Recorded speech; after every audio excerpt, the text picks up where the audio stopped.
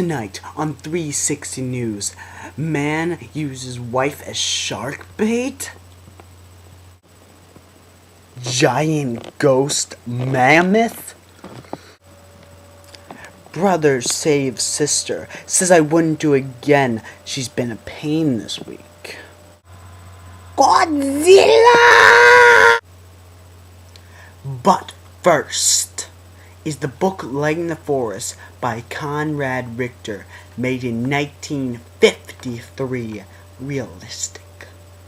Tonight a book was investigated for being realistic about Indians and kidnapping, because some of its readers say, and I quote, "It says on page 6, I gave talking paper that I bring you."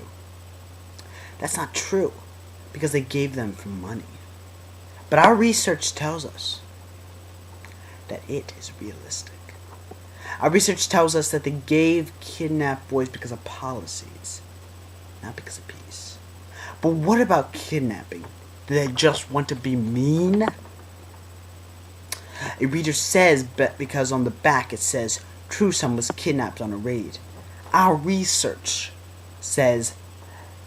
tells us that it was a ritual to kidnap from other tribes.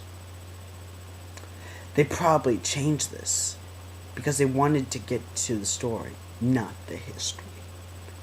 True son was also kidnapped and adopted, as it says. For 11 years he had lived there as a native of his village.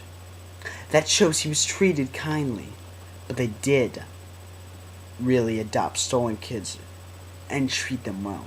In fact, I was stolen as a kid and turned into an Indian, but I grew up and became a newscaster. But we researched it anyway. And the story is true. They treated their prisoners kindly, for it was considered bad luck not to.